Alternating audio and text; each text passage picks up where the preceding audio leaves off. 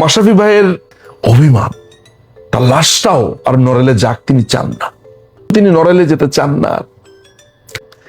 এই যে নড়াইলের মানুষের প্রতি তার প্রবল আস্থা, সেইখানে তো ভয়ঙ্কর চির ধরেছে। মাশরাফি যত যাই বলুক, চির ধরেছে যে আমার অঞ্চলের মানুষ, এরা যাদের জন্য এত কিছু করলাম, এরা এই আস্থাটুকুতে এক বিন্দু হলেও তো তার চির ধরবে। যদিও তিনি আমাকে বলেন নাই, কিন্তু চির ধরবে তো না। আমাদের কৌশিক, এই দেশের মানুষ তার সমস্ত কিছু পুড়িয়ে দিয়েছে। আমাদের কৌশিক তার দুঃখ ভুলে 32 নম্বরের কথা চিন্তা করে, যে যেখানে 32কে পুড়িয়ে দিতে পারে আমি কে রে বাবা, এটা হচ্ছে তার কথা। মুক্তিযুদ্ধ নিয়ে কি দারুণ তার কথা, মুক্তিযুদ্ধের ইতিহাস, এই দেশের প্রতি তার কমিটমেন্ট। সাতবার তার হাঁটুতে অপারেশন হয়েছে, সেটা নিয়ে দেশের জন্য খেলেছে। এই যে এত কোটি কোটি মানুষের করতালি, ভালোবাসা, এগুলো সব ছিল ফেক। এই বাংলাদেশের মানুষই ফেক। বিশ্বাস করেন, এই বাংলাদেশের মানুষের ভালোবাসা, করতালি, এগুলো সব ফেক, কোনটা সত্যি না। আমি বিশ্বাস করি না এগুলো সত্যি। সাকিব, মাশরাফি, তাদের প্রতি আচরণ, নিষ্ঠুর আচরণ বলে দেয় সব ফেক।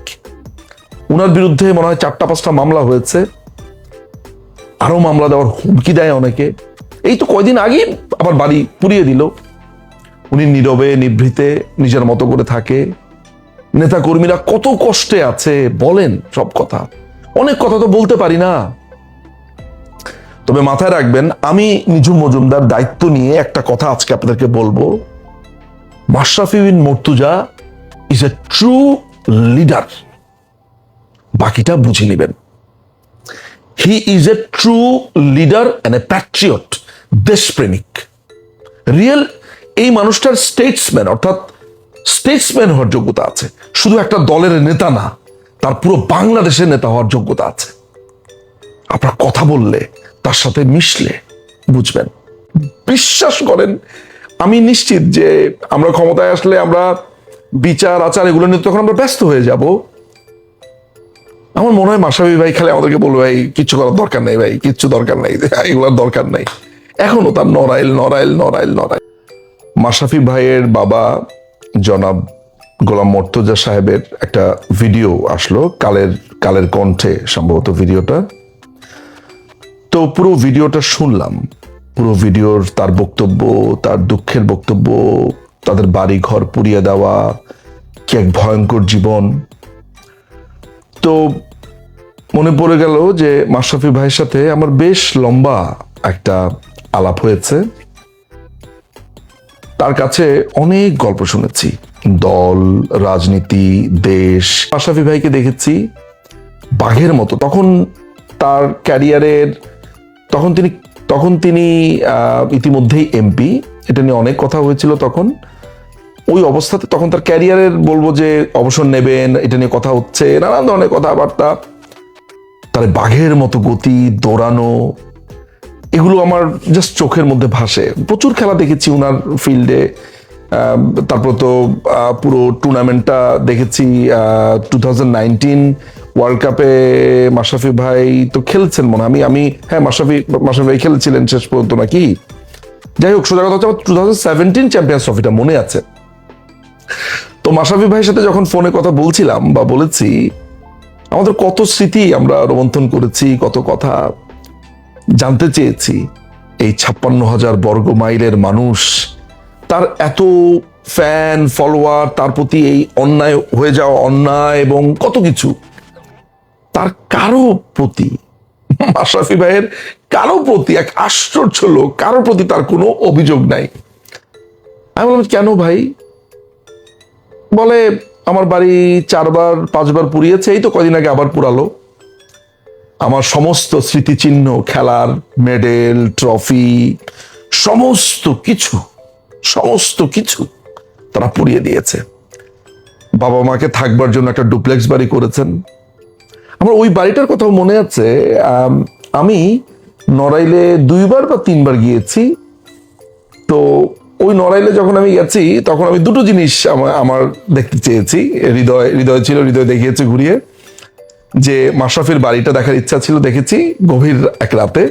এবং চিত্রা নদীর পারে এস এম সুলতানের যে একটা, ওইখানে তার বাড়ি, তো ওই বাড়ির পাশে এখন মনে হয় মিউজিয়াম, একটা বড় নৌকো রাখা আছে বজরা, তিনি মনে হয় এটাতে ঘুরে বেড়াতেন, সেটা আর মাশরাফির বাড়ি, দুটো। পুরো সারা পৃথিবী, বাংলাদেশের মানুষ তো নড়াইলকে এখন চেনেই মাশরাফির জন্য। কি না দিয়েছে সে এই নড়াইলকে, সম্মান, পরিচিতি, মানে এভরিথিং। নড়াইলের কোন মানুষটা বলতে পারবে না সে কথা? নড়াইলের যুবকরা, তরুণরা, এরাই তো পুড়িয়ে দিয়েছে না ওর বাড়িটা। আমি মাঝে মধ্যে আমি আসলে মাশরাফি ভাইকে ভাবছিলাম জিজ্ঞেস করবো, কিন্তু জিজ্ঞেস করা হয়নি। আচ্ছা, আপনার বাড়িটা ঠিক কিভাবে পোড়াতে পারলো? যারা পোড়াতে এসেছে তাদের তাদের কিচ্ছু মনে নাই, তাদের কোনো স্মৃতি নাই না? আমাদের দেশের রাজনীতিটা এত ভয়ঙ্কর, মানে যারা এই নৈরাজ্যটা করে তাদের তাদের তাদের স্মৃতি থেকে বলছি, তারা এত ভয়ঙ্কর করে তুলেছে, যেখানে মাশরাফির বাড়িটা তারা পোড়াতে দ্বিধা করেনি। এই কথা যখন আমি মাশরাফির সাথে আলাপ করছিলাম, মাশরাফি বলে, নিজুম ভাই এটা কি কন, আমার তো ভাই কোনো দুঃখ নাই, 32 পুরা দেওয়ার পরে চিন্তা করলাম যে আমি কি হারাইছি। এই যে উনার এই ভাবনাটা শোনা শুরু করলাম, বলে, নিজুম ভাই শোনেন, আমার বাড়িটা নিয়ে আমার দুঃখ ছিল, to be honest with you, দুঃখ ছিল। 32 পুরা দেওয়ার পরে বুঝলেন ভাই, আর কোনো দুঃখ নাই, যা হওয়ার তা হবে। এই মানুষটার মুক্তিযুদ্ধ, বঙ্গবন্ধু, মুক্তিযোদ্ধা, আমাদের ইতিহাস, কি যে অপরিসীম শ্রদ্ধা। জানেন, ও বলে যে ভাই আমি তো কারো কোনো ক্ষতি করি নাই। তাই তো এমপি হিসেবে যখন দেখেছি তিনি তার এলাকায় ঢুকেছেন, গেছেন, মানুষের মধ্যে কি মিশে একাকার হয়ে গেছেন, কার কি লাগবে সেই নড়াইলের টোনে তিনি বলছেন, কথা বলছেন। আপনারা নিশ্চয়ই সেগুলো মনে করতে পারেন। এই লোকটার বিরুদ্ধে কোনো দুর্নীতির অভিযোগ নাই, কোনো সিন্ডিকেট নাই, কিচ্ছু নাই। নিজের ঘামে ভেজা টাকা দিয়ে, এই পরিশ্রমের টাকা দিয়ে জিম করেছেন, সে জিমটা পুড়িয়ে দিয়েছে। জিমের কি দোষ রে ভাই? সেখানে তো তরুণরা খেলতে আসতো। নড়াইল এক্সপ্রেসের অ্যাম্বুলেন্স সব শেষ করে দিয়েছে, সব। বলে, জানেন আমি নেত্রীর কাছে নিজের জন্য কিচ্ছু চাই নাই, মাননীয় প্রধানমন্ত্রীর কাছে কিচ্ছু চাই নেই ভাই, যা চাইছি নড়াইলের মানুষের জন্য চাইছি। আমার নির্বাচনী আসন আমি মানুষের কাছে চাইছি, তার বাইরের কত মানুষকে আমি নানান ভাবে হেল্প করেছি রে ভাই। দুঃখ লাগে না ভাই আপনার? না নিজুম ভাই, আমার কোনো দুঃখ লাগে না, আমার কোনো দুঃখ বোধ নাই। বলে 2 বছর একা থাকি, বউ বাচ্চা কি ভয়ঙ্কর ভাবে আছে। বলে, ভাই কবে প্যান্ট পরছি জানি না, লুঙ্গি পরেই থাকি। আমি তো লুঙ্গি পরেই, বলে লুঙ্গি পরে, মানে আমি বাসার বাইরে তো বের হইনি, লুঙ্গি পরেই থাকি। বাবা আছে দূরে, বাবা মা, ছোট ভাই মোরসালিন, ওর ব্যবসা প্রতিষ্ঠান, ওর একটা দোকান ছিল, 30 লক্ষ টাকার মালামাল সেটাকে পুড়িয়ে দিয়েছে। বলে ভাইটাকে কি টর্চারের মধ্য দিয়ে করতে হচ্ছে, সেও কি ভয়াবহ একটা জীবন যাপন করে, যার জন্য কোটি কোটি মানুষ পাগল, পুরো দেশ পাগল। সে বাসার বাইরে যায় না, বসে থাকে নিজের মতো করে। মজার ব্যাপার হচ্ছে তার কোনো অভিমান নাই। তার এতক্ষণ কথা বললাম, আমার আর তার তো পার্সোনাল আলাপ। এটা একটাবারের জন্য মাশরাফি আমাকে বলে নাই, নিজুম ভাই ক্ষমতায় যদি যাই, দেশ যদি স্বাধীন হয়, তাহলে এরে মারমু, ওরে ধরমু, না না না। একটা বারের জন্য উনি আমাকে এই শব্দ বলেন না। আমরা পলিটিক্যাল কর্মী, আমরা তো অনেক কথাবার্তা বলি, আলাপ করি, ওনার আসলে কোনো ক্ষোভ, ওনার আসলে কোনো রাগই নেই। যেটা বুঝলাম, যা আছে বুক ভেঙে যাওয়া একটা দীর্ঘশ্বাস আর অভিমান। বিশ্বাস করেন, আমি নিশ্চিত যে আমরা ক্ষমতায় আসলে আমরা বিচার আচার এগুলো নিয়ে তখন আমরা ব্যস্ত হয়ে যাব। আমার মনে হয় মাশরাফি ভাই খালি আমাদেরকে বলবে, ভাই কিচ্ছু করার দরকার নেই, ভাই কিচ্ছু দরকার নেই, এগুলোর দরকার নাই। এখনো তার নড়াইল নড়াইল নড়াইল নড়াইল, কিন্তু তিনি নড়াইলে যেতে চান না। অভিমান, তার লাশটাও আর নড়াইলে যাক তিনি চান না। তো মাশরাফি ভাইয়ের কত কথা বলবো। এই মানুষটাকে নিয়ে, একটা মানুষকে ঠিক আমরা যেভাবে কল্পনা করি যে মুক্তিযুদ্ধের পক্ষের দেশপ্রেমিক, আমি কোনো পার্টিজান বলছি না যে আওয়ামী লীগ হতে হবে না, উনি আসলে রিয়েল দেশপ্রেমিক। এই মানুষটার ধরেন ভবিষ্যতে তার বাড়ি কারা পুড়িয়ে দিয়েছে এগুলো তো আমরা সবাই জানি, নড়াইলবাসীই জানে। নড়াইলে আমি আমার বাইকনারে বললে বা কাউরে বললে বলে দিবে যে এই এই এই এরা এরা করেছে, এরা এরা করেছে। কিন্তু ধরেন বিচারও করলাম, ভবিষ্যতে এদের বিচারও হলো, কিন্তু মাশরাফির এই মেডেল, স্মারক, ক্রেস্ট, তার পদক, সবচেয়ে বড় ব্যাপার তার আস্থা। তো এটা যা স্মৃতি রোমন্থন করবার জন্য, যে মাশরাফির জীবনের গল্প একটু শেয়ার করার জন্য, মাশরাফির কথা বলার জন্য।